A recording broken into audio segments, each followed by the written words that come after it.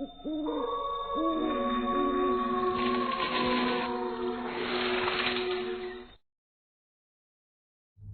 के तकरीबन 11:30 बज रहे थे। संजीव अपने दोस्त विशाल, तनिषा और सारिका को अपने घर अपनी बर्थडे पार्टी के सेलिब्रेशन के लिए लेकर आया था। वो चारों वहां बैठे मूवी देखते हुए एंजॉय कर रहे थे कि तभी संजीव ने सबसे कहा, यार तुम लोगों ने मेरा बर्थडे बिल्कुल बोरिंग बना दिया, कुछ तो इंटरेस्टिंग करो।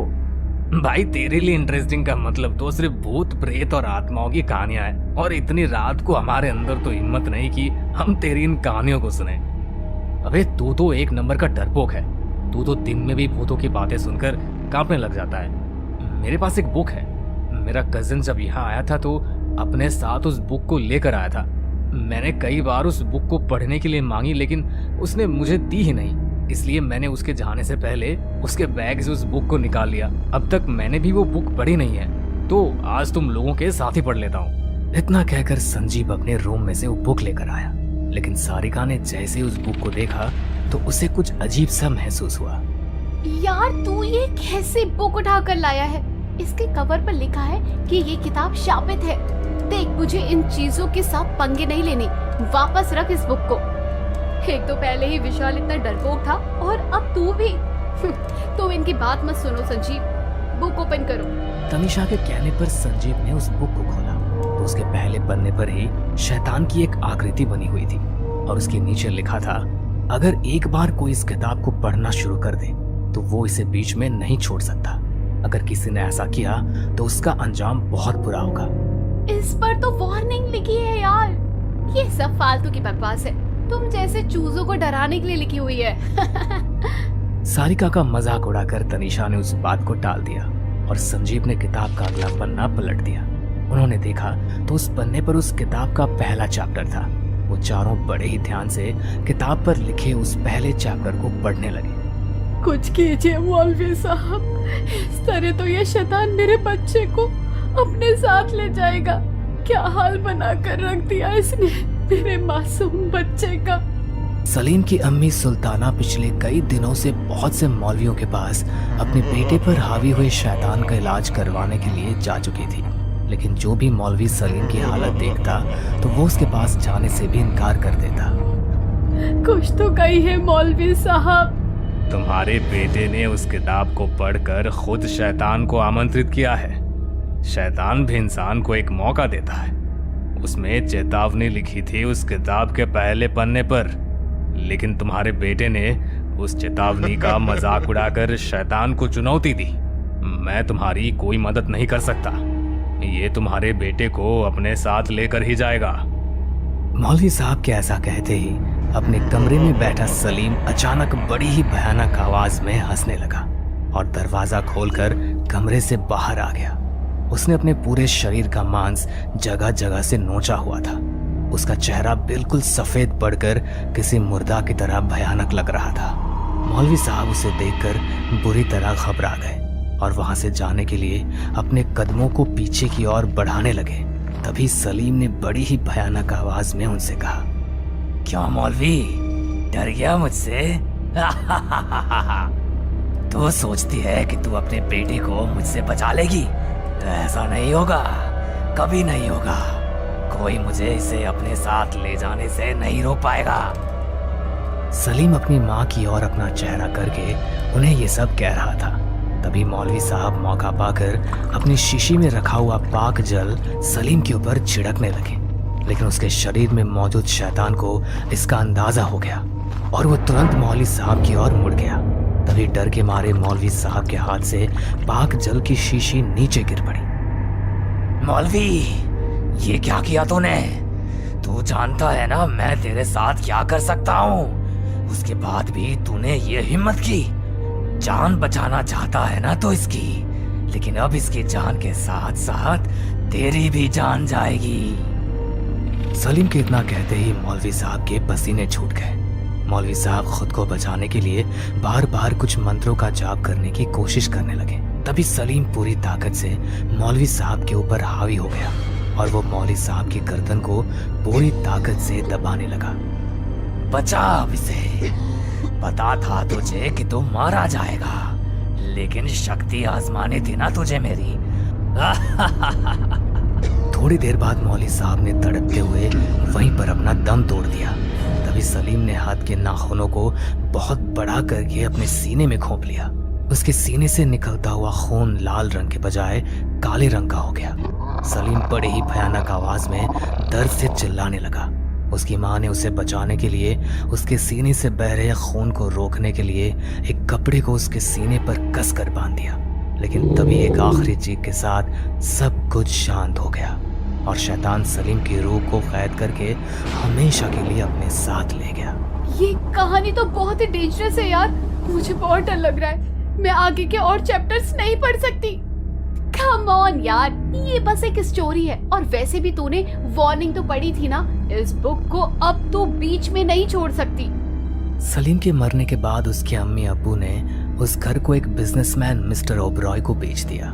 मिस्टर ओबरॉय को किताबें पढ़ने का बहुत शौक था। एक रात वो घर की लाइब्रेरी में पढ़ने के लिए किसी इंटरेस्टिंग बुक की खोज में थे। तभी अचानक एक किताब ऊपर रखी हुई बुक्स में नीचे गिरी। ये वही किताब थी जिसने सलीम का वो हाल किया था। शापित किताब, साउंड्स इंटरेस्टिंग। हाँ चलो आज कुछ हटकर पढ़ते हैं। मिस्टर ओबरॉय ने जैसे उस किताब का पहला पन्ना खोला तो उन्हें भी सबसे पहले बुक की वही वार्निंग दिखाई दी, लेकिन वो भी उसे इग्नोर करते हुए शैतान की लिखी उस किताब को पढ़ने लगे। लेकिन उस किताब को पढ़ते हुए उन्हें ऐसा महसूस होने लगा कि लाइब्रेरी के अंदर उनके साथ कोई और भी मौजूद है। तभी अचानक लाइब्रेरी की लाइट्स बार बार बंद चालू होने लगी। बुक शेल्फ में रखी सारी बुक्स अपने आप नीचे गिरने लगी। ये सब क्या हो रहा है? ये कोई नॉर्मल बुक नहीं है, कुछ तो गड़बड़ है इस बुक में। मैं इस बुक को अब और नहीं पढ़ सकता। ये कहकर मिस्टर ओबरॉय जैसे ही उस बुक को बंद करने लगे तभी अचानक उनके हाथों को मानो किसी अदृश्य शक्ति ने बांध लिया हो। वो पूरी कोशिश करके चेयर से उठने का प्रयास करने लगे। तभी टेबल के नीचे से निकले दो बड़े ही भयानक हाथों ने उनके पैरों को कसकर पकड़ लिया और वो चाहकर भी उस चेयर से उठ नहीं पाए। ये सब क्या हो रहा है मेरे साथ? छोड़ो मुझे। मैंने तो तुम्हें चेतावनी दी थी, फिर भी तुमने इसे पढ़ा। अब तुम इसे बीच में नहीं छोड़ सकते। अब तुम मेरे गुलाम हो। देखो, तुम जो भी हो, मेरा तुमसे कोई वास्ता नहीं है। मुझे माफ कर दो, मैंने तुम्हारी चेतावनी को अनदेखा कर दिया। जाने दो मुझे। मैं हर किसी को सिर्फ एक मौका देता हूँ। समझदार होते तो समझ जाते, लेकिन तुम भी उन्हीं बेवकूफ इंसानों में से हो जिन्हें मुझे चुनौती देने में बहुत मजा आता है। अब तुम भी उन सब की तरह मेरे साथ जाओगे। नहीं। मिस्टर ओबरॉय अपनी जान बचाने के लिए बार बार उस शैतान से मिन्नतें कर रहे थे कि तभी अचानक वो बड़े ही भयानक तरीके से जोर जोर से हंसने लगे। उन्होंने अपने सामने रखी कांच की टेबल पर अपने सर को बहुत जोर से दे मारा। उनका आधा सर बुरी तरह उसी कांच की टेबल के अंदर धंस गया और सलीम की तरह ही उनकी भी मौत हो गई। और शैतान अपने कहे अनुसार उनकी रूह को भी कैद करके अपने साथ ले गया। इसके अंदर जो कहानियां लिखी है वो सिर्फ कहानियां नहीं बल्कि सच है और एक दूसरे से जुड़ी हुई है, क्योंकि ये सभी हादसे उसी घर में ही हो रहे हैं। हाँ बिल्कुल सच है। और पता है, इस किताब का अगला चैप्टर हम चारों पर लिखा हुआ है। कितना बड़ा डरपोक है। चल अगला चैप्टर निकाल। यार मुझे पता नहीं, लेकिन क्यों मुझे ऐसा लग रहा है कि इस फोटो में जो लड़का है उसे पहले भी मैंने कहीं देखा है। बस कर, अब यहाँ भी फेंकना शुरू कर दिया। पढ़ने दे अब। मिस्टर ओबरॉय की डेथ की पुलिस इन्वेस्टिगेशन खत्म होने के बाद जब पुलिस को उनके मर्डर का कोई सबूत नहीं मिला तो पुलिस को वो केस बंद करना पड़ा। केस क्लोज होने के बाद एक बिल्डर ने मिस्टर ओबरॉय की फैमिली से उस घर को वहाँ एक होटल बनाने के लिए खरीद लिया, जिसके बाद घर के सारे सामान को वहाँ से बाहर फेंक दिया गया और लाइब्रेरी की सभी बुक्स एक बुक स्टोर में रखवा दी गई। एक दिन अनीश नाम का एक लड़का जब उस बुक स्टोर में आया और उसका ध्यान सीधा उसी शापित किताब की ओर आकर्षित हुआ। उस किताब को देखते ही मानो उसे कोई सम्मोहन हो गया और उसने अपने सारे पैसे खर्च करके उस किताब को बुक स्टोर से खरीद लिया। लेकिन उस दिन के बाद उसका व्यवहार सभी के साथ बिल्कुल बदल गया। उसने अपने घर से बाहर दोस्तों के पास जाना तो दूर, अपने कमरे से बाहर निकलना भी बंद कर दिया। वो बस हर समय अपने कमरे की लाइट्स ऑफ करके बिना अपनी पलकों को झपकाए बस एकटक कमरे की दीवार को घूरता रहता। घर वालों को लगा कि शायद एग्जाम्स की स्ट्रेस की वजह से उसकी तबीयत खराब हो गई है, इसलिए उन्होंने डॉक्टर को बुलाकर उसे दवाइयां देनी शुरू कर दी। अनीश बेटा, मैंने आज तुम्हारा फेवरेट खाना बनाया है, चलो आ जाओ, पापा तुम्हारा वेट कर रहे हैं। अपनी माँ के ऐसा कहते ही अनीश अपने बेड से उठकर डाइनिंग टेबल पर जाकर बैठ गया और किसी वहशी दरिंदे की तरह खाने को खाने लगा। Anish, what is this behaviour? ये क्या तरीका है खाना खाने का? अपने पापा के ऐसा कहते ही अनीश उनकी तरफ देखकर बहुत भयानक तरीके से उन्हें घूरने लगा और उसने अपने पापा के ऊपर टेबल पर रखे सारे खाने को पलट दिया और वहां से बहुत तेजी से दीवार पर उल्टा चलने लगा। ये सब क्या हो रहा है जी? हमारे अनीश को क्या हो गया? अनीश बेटा देखो, हमारे पास आओ। अनीश अब तुम्हारा नहीं रहा, अब तो उसकी रूह मेरे कब्जे में है। ये मेरा बच्चा क्या बोल रहा है जी? ये अब हमारा अनीश नहीं है शालिनी, कुछ तो हो गया है इसे। हमें तांत्रिक बाबा को बुलाना होगा। ना, इतना समय नहीं है तुम्हारे पास। इतना कहते ही दीवार पर उल्टा होकर चल रहा अनीश अचानक बड़ी ही तेजी से नीचे गिर पड़ा और जमीन पर गिरते ही उसकी मौत हो गई। उन दोनों की तरह शैतान अपने तीसरे शिकार अनीश की रूह को भी हमेशा के लिए अपने साथ कैद करके ले जा चुका था। अब उसे तलाश थी तो अपने अगले शिकार की। यार प्लीज अगला चैप्टर मत खोलो, मुझे बहुत डर लग रहा है। सच बताऊं तो अब मुझे भी डर लग रहा है, क्योंकि मुझे बार बार लग रहा है कि मैंने इस लड़के को जरूर कहीं तो देखा है। यार बस करो, अब क्यों मजा खराब कर रहे हो? राजीव प्लीज नेक्स्ट चैप्टर खोलो। ओह नो, मुझे याद आ गया, वो लड़का अनीश कोई और नहीं, मेरे उस कजन का ही फ्रेंड था जिसके बैग से मैंने इस बुक को चुराया था। राजीव के इतना कहते ही अचानक उस कमरे की लाइट्स बंद चालू होने लगी। ये सब क्या हो रहा है यार? यार कहीं इस किताब का अगला शिकार हम तो नहीं है? राजीव प्लीज इसका नेक्स्ट चैप्टर खोलो। राजीव ने जैसे ही नेक्स्ट चैप्टर पढ़ने के लिए पन्ने को पलटा तो अगले पन्ने पर लगी उन 4 तस्वीरों को देखकर उनकी रूह कांप गई, क्योंकि वो तस्वीरें किसी और की नहीं बल्कि उन चारों दोस्तों की अभी की ही तस्वीरें थी। इससे पहले कि वो चारों कुछ समझ पाते तभी अचानक उनकी घर की बिजली चली गई और एक तेज हवा का झोंका उन्हें अपने साथ लेकर उसी शापित किताब के अंदर समा गया और अब ये चारों दोस्त इस शापित किताब का चैप्टर 4 बन चुके थे। और कुछ दिन बाद वही शापित किताब वापस एक बुक स्टोर पर दिखाई देती है। रात के तकरीबन 3 बजने वाले थे। संजीव का कजन अनिकेत, जिसके बैग से संजीव ने उस शापित किताब को चुराया था, अपने कमरे में बड़ी ही गहरी नींद में सोया हुआ था। तभी उसे अपने कमरे में किसी के होने का एहसास हुआ, जैसे कोई धीमे कदमों से चलता हुआ उसकी ओर आ रहा हो। नींद में भी अनिकेत का चेहरा बुरी तरह पसीने से भीगा हुआ था। तभी अचानक उसे अपने सीने पर कुछ भारीपन सा महसूस हुआ और वो पसीने से बुरी तरह भीगा हुआ अचानक हड़बड़ाकर उठ गया। उसने अपनी साइड टेबल पर रखे ग्लास से पानी पिया और भगवान का नाम लेते हुए खुद को शांत करने की कोशिश करने लगा। कुछ देर बाद वो फिर से सोने की कोशिश करने लगा। तभी आंखें बंद करते ही उसे अपने दोस्त अनीश का चेहरा दिखाई दिया, जैसे वो उसे कुछ बताना चाहता हो। अचानक अपनी आंखें बंद करते ही अनीश को अपने सामने देखकर अनिकेत समझ जाता है कि जरूर अनीश की आत्मा उसे कुछ बताना चाहती है। तभी अनिकेत मानो सपने में ही अनीश से बात करना शुरू करता है। तुम तो मर चुके हो अनीश, तो फिर तुम मुझे क्यों दिखाई दे रहे हो? मेरे पास ज्यादा वक्त नहीं है अनिकेत, तुम बस इतना जान लो कि तुम्हारे भैया संजीव और उनके 3 दोस्त भी उसी किताब में कैद हो गए हैं। क्या? ये तुम क्या कह रहे हो? हाँ, शैतान उन्हें भी नहीं छोड़ेगा। अब सिर्फ तुम ही हो जो उन्हें उस शैतान से बचा सकते हो। मैं? लेकिन कैसे?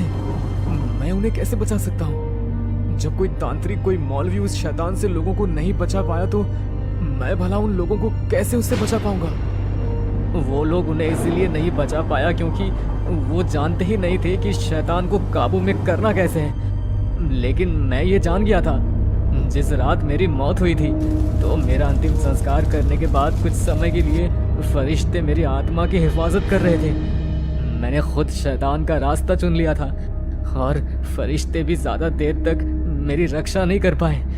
लेकिन उन्होंने मुझे इतना ज़रूर बताया कि इस शैतान को ख़त्म कैसे किया जा सकता है। इस किताब को उस शैतान ने अपने हाथों से लिखा था और जिस जगह पर वो किताब लिखी गई थी वो आज के समय में खंडर से ज़्यादा कुछ भी नहीं है। इसके लिए तुम्हें कोकावर्ण बंगाल में जाना होगा।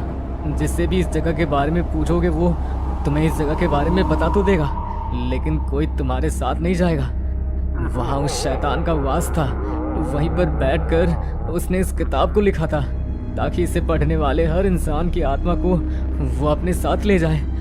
लेकिन अगर एक आत्मा के 23 घंटे शैतान के होते हैं तो कुछ घड़ी भगवान की भी होती है, जिसमें वो शैतान न तो हमें काबू कर सकता है और न ही हमें कुछ करने से रोक सकता है।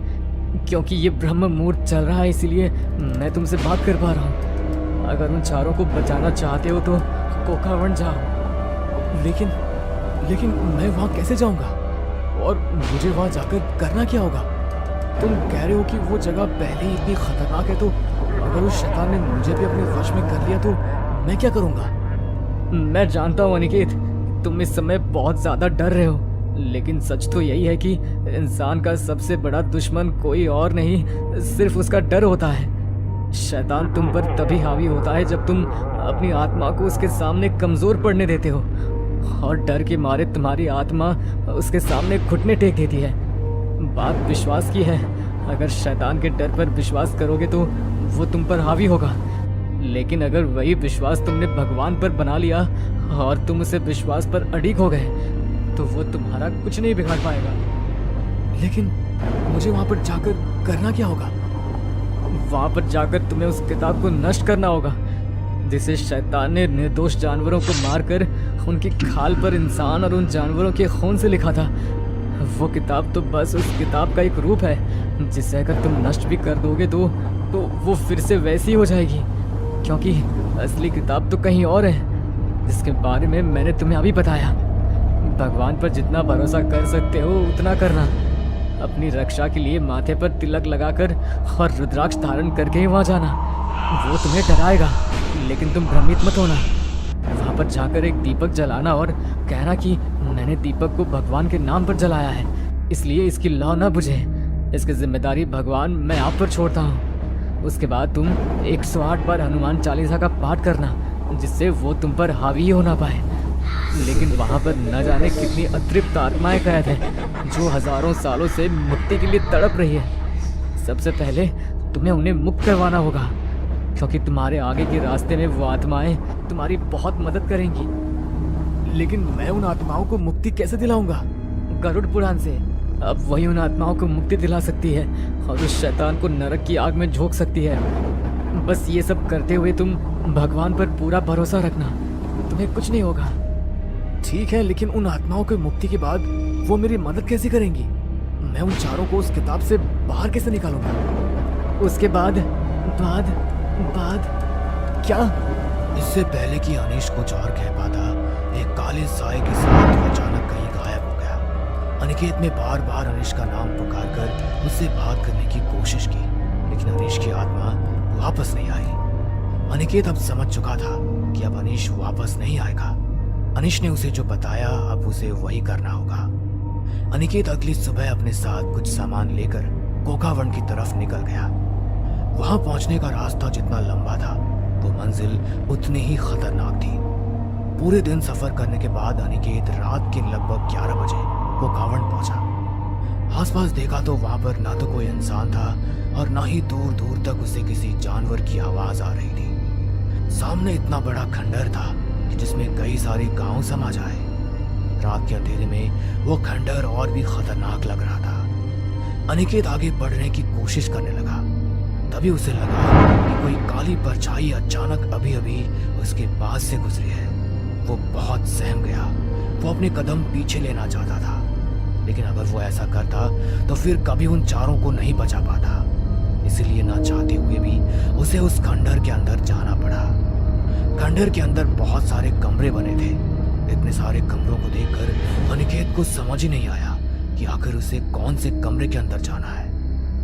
मुझे तो लगा था ये खंडहर पूरी खाली होगी, लेकिन यहाँ पर तो इतने सारे कमरे हैं। इसमें कौन से कमरे में क्या है मैं तो कुछ नहीं जानता। यहाँ पर तुम मेरा सामना करने आए हो, जिंदा लौट कर तो नहीं जाओगे। अनिकेत के कानों में जैसे ही दबी सी आवाज पड़ी तो डर के मारे उसका पूरा शरीर पसीने से भीग गया।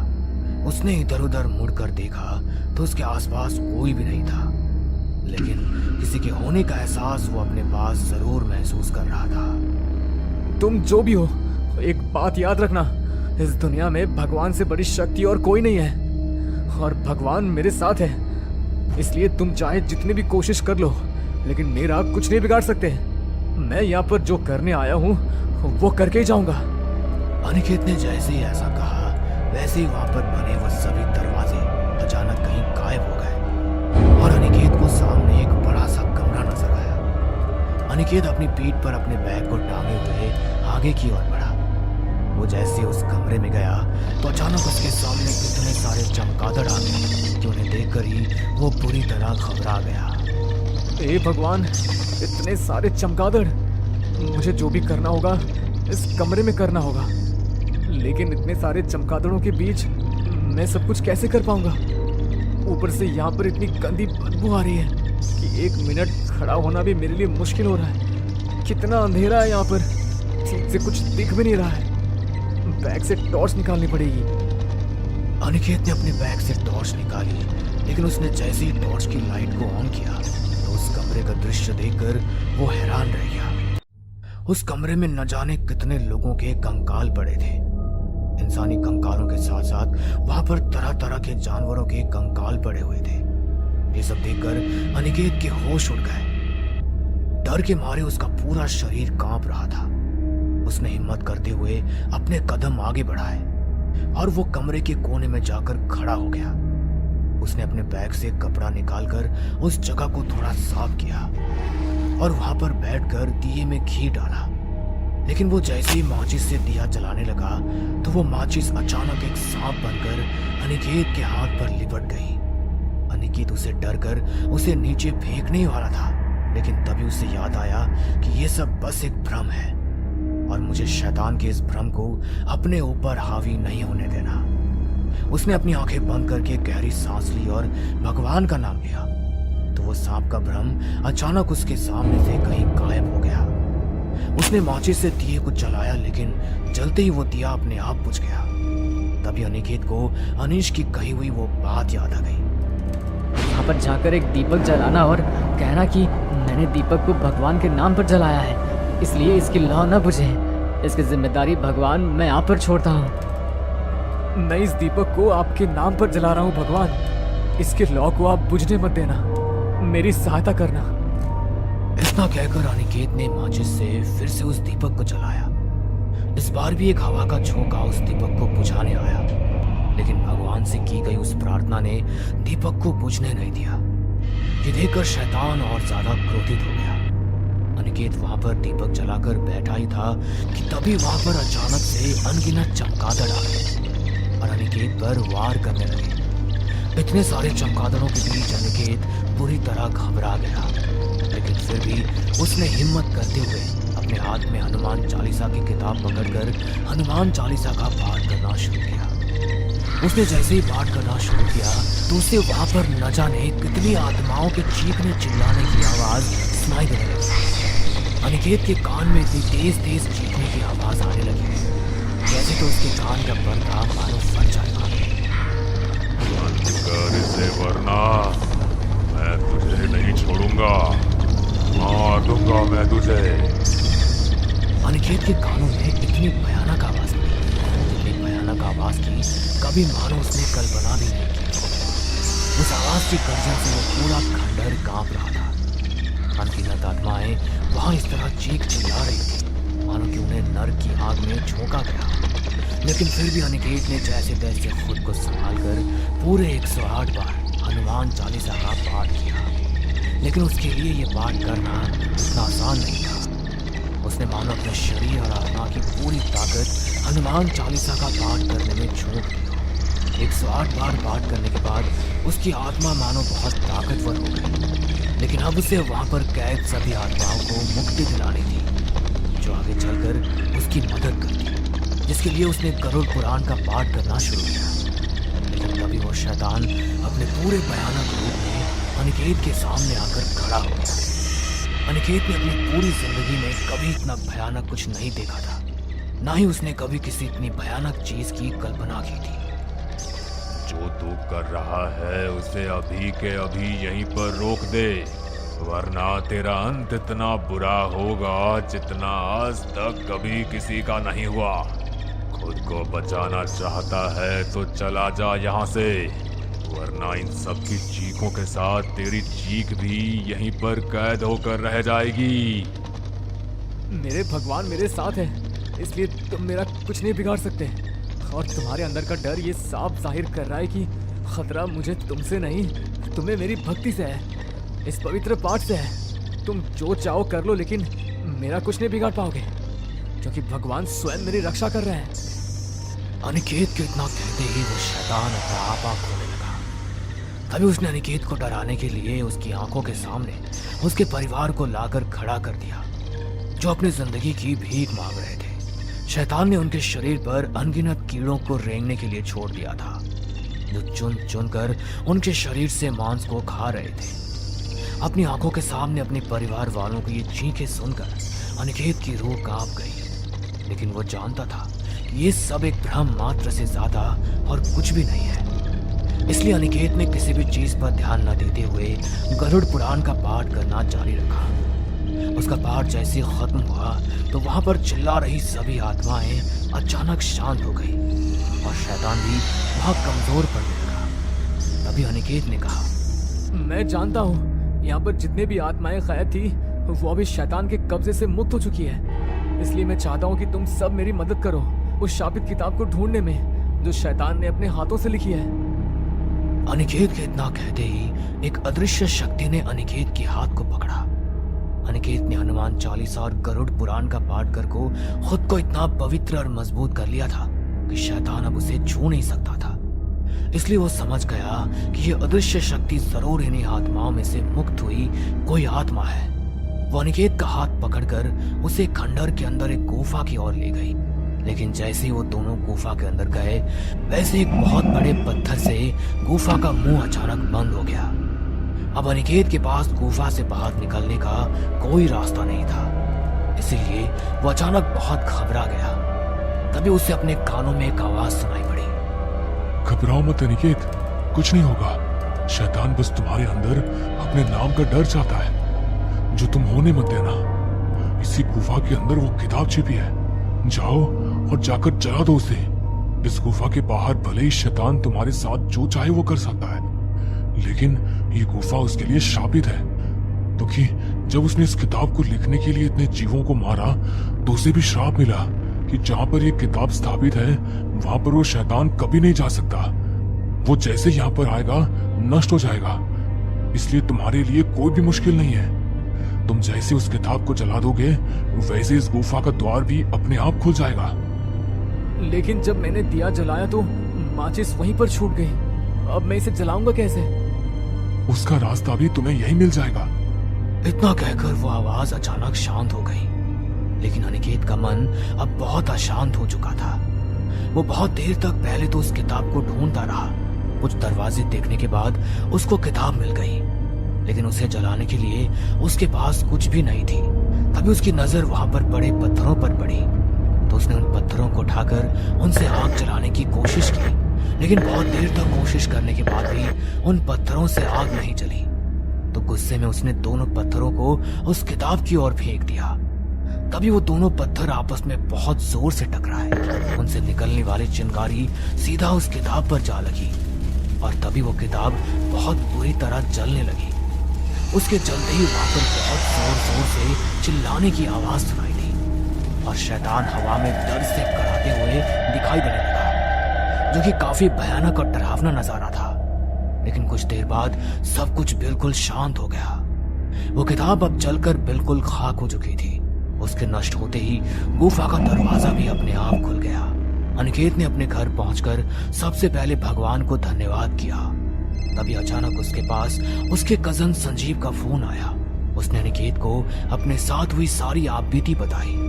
फिर अनिकेत ने भी उसे सब बताया, जिसे सुनकर संजीव के साथ साथ उसके 3 दोस्तों के पैरों तले से भी जमीन खिसक गई। वो सभी आज भी जिंदा है, लेकिन जब भी वो अपने जीवन में घटी इस घटना को याद करते हैं तो डर के मारे उनकी रूह कांप जाती है। अगर आपको भी कभी ऐसी कोई किताब मिले तो उसे पढ़ने की गलती कभी मत करना।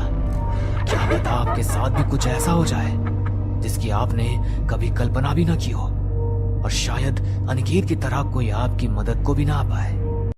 हमें पूरा यकीन है दोस्तों कि आप लोगों को ये कहानी जरूर पसंद आई होगी। अगर आपके साथ भी कुछ ऐसे अनकहे किस्से हो चुके हैं तो प्लीज हमारे साथ शेयर करें। हम जरूर अपने चैनल पर उनको दिखाएंगे।